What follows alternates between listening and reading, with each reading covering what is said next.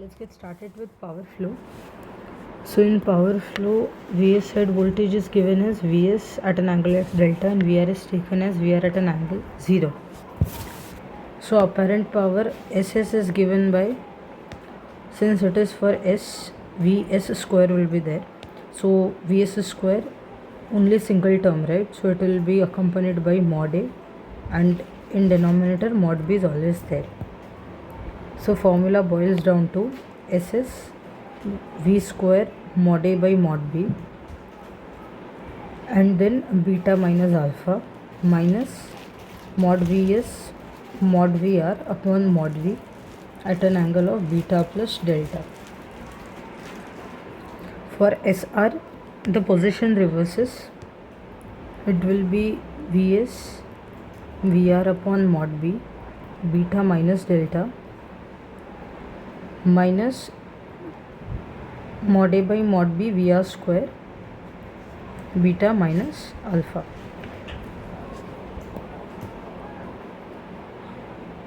So condition for maximum power transfer Pmax for Ss is beta plus delta is equals to pi, and for Vr it is beta minus delta equals to 0, that is beta equals to delta.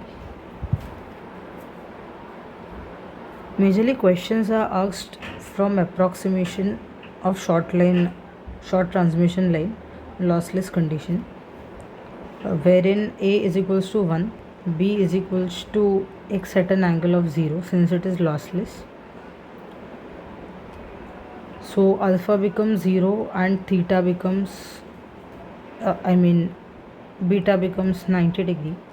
So formula boils down to Pmax. P becomes Vs Vr upon x sin del. Qs becomes Vs upon x, Vs minus Vr cos del, and Qr becomes Vr upon x, Vs cos del minus Vr. So one trick to remember it is the terms. Suppose you are finding Qs, so initial one will be Vs and Vs term will be idle. Okay, no multiplication with that. Similarly for Qr, Vr and Vr term would be idle. So questions on compensation come. So rating of compensation is vector calculation. So rating of compensation is equals to QL bar minus QR bar, which you will find using this formula. QS meaning QS positive at load end and at generator end, meaning different. So QS positive at sending end, meaning it has extra lagging power available to transfer, and QR positive at receiving end means it has extra power, lagging power available at receiving end, so it can give to the load. So it talks in terms of lagging power availability at each point. QS talks about for sending extra positive power, lagging power, and QR means after absorption this much lagging power is still remaining. One important observation here is PR's transfer, PR flow wholly depends upon delta, and QS depends roughly on the difference of Vs and Vr. So if mod Vs is equals to mod Vr, QS will be equals to minus QR. Okay, and from this concept we will move ahead to voltage control. So we'll want sending end voltage to be approximately equal to the receiving end voltage. For that we will use certain voltage control techniques like shunt capacitor, shunt reactor, series capacitor, synchronous condenser, and synchronous phase shifter. Yeah, so case 1, let's briefly see what is voltage control. So our aim is to maintain receiving end voltage is equals to sending end voltage. So shunt capacitor, shunt reactor, synchronous condenser and phase shifter used to manage voltage profile. It will also help to improve power factor. Only series capacitor is the one which will not help in improvement of power factor. Okay, Shunt capacitor helps in under voltage. Shunt reactor helps to control over voltage. Series capacitor can be used to control under over. Synchronous condenser can also be used to control under voltage over voltage, and phase shifter can also be used to control under voltage and over voltage. Okay. So case 1, shunt capacitor, as we have already seen that there are two things happening because of shunt capacitor. Firstly, it controls under voltage, that is it boosts under voltage, and second is it improves power factor. So how do we do? So firstly we'll write equation of QS, then we'll do assumption as QS equals to IR and del cos del is equals to roughly 1. Okay, so the formula which we get ultimately would be VR is equals to X times of Q load upon Vs. Fair? Yes. So VR you get as Vs minus Q load X upon Vs. Now what we need to reduce this further. So for that we use QC. We'll add QC here. That will make this term less, and ultimately this whole value will boost up. So QC is nothing but the rating of capacitor would be QC is equals to del V. QC would be equals to del V upon X into Vs. And if you want to have Vs is equals to VR, then this whole term should become 0, exactly 0. So for equal voltage rating at both ends, Q load must be equals to QC. Okay. So basically, two major observation coming out of here is del QC is del V into Vs upon X. For QC, for QS is for Vs is equals to VR, QL is equals to QC. Okay, and then we can also see this through the phasor diagrams. So QR in this case is, let's say, this, okay, with angle phi. Once you add QC, it will add current IC in with positive 90-degree lead. Fine, that will reduce the effect of earlier current, so your net voltage current would reduce. Fine, and the angle would, and phi 2 also will reduce. Along with that, this negative term has reduced, so Vs is increased. Okay, so what all has happened is VR has increased, IR is reduced. VR increased meaning voltage regulation drop. IR is reduced meaning what? Losses have reduced, efficiency is improved. Okay, and power factor is also improved. Similarly, for shunt reactor, it controls over voltage. So again the same story repeats, that voltage will be more at the receiving end. This will happen in case of Ferranti effect. In that time you will need to bring down the voltage. For that you will be using shunt reactor. So again QL is equals to del V Vs upon X, and to have equal profile you will try to have QL is equals to QC.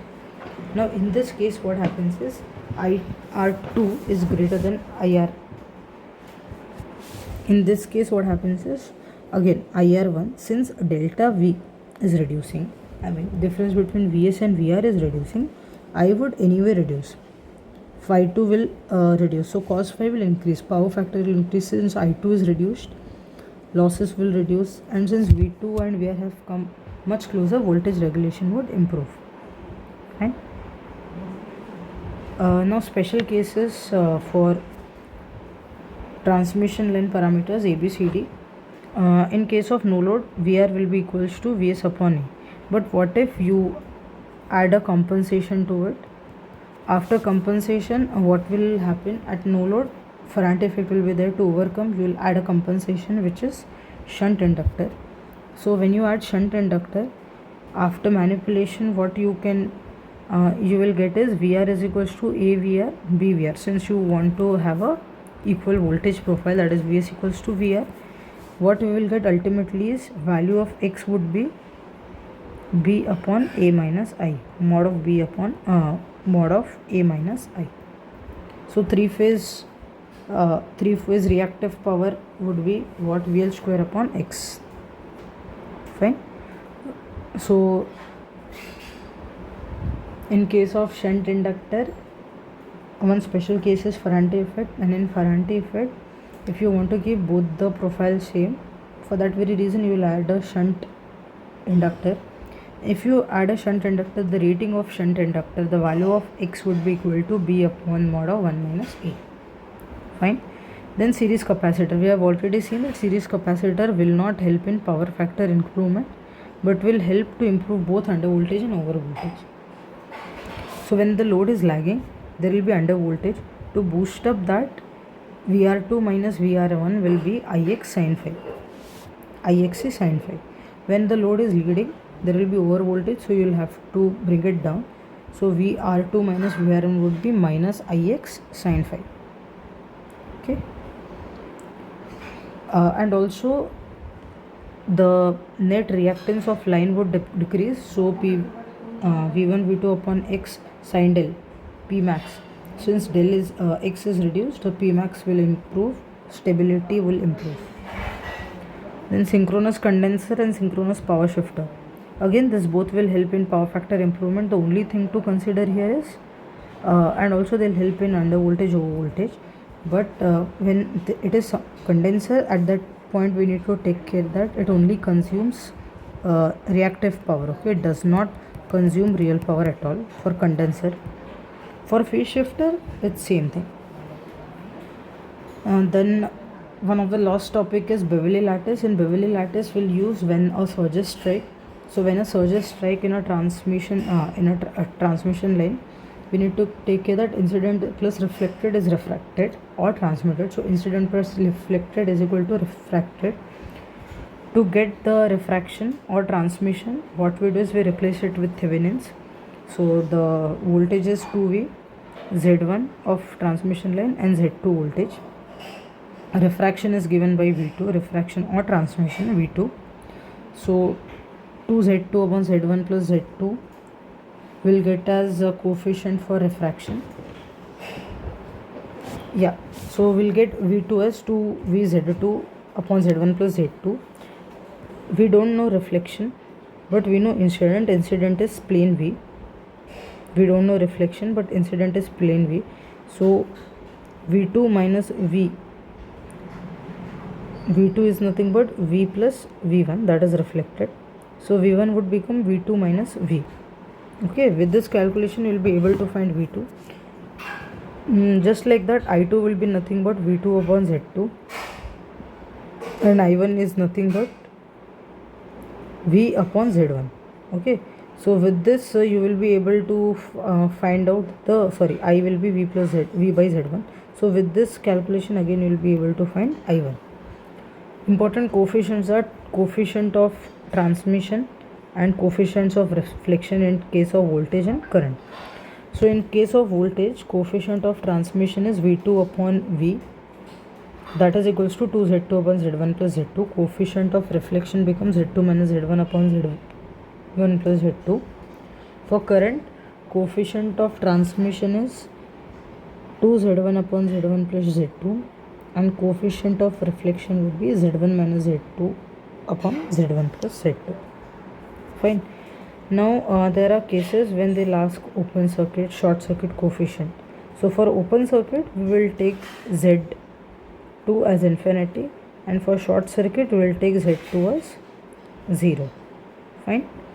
One important case here is whenever surges strike midway or anywhere such, current will divide equally or in the ratio of where it is struck, but ZC will be remaining same. Okay, so V surge would be what?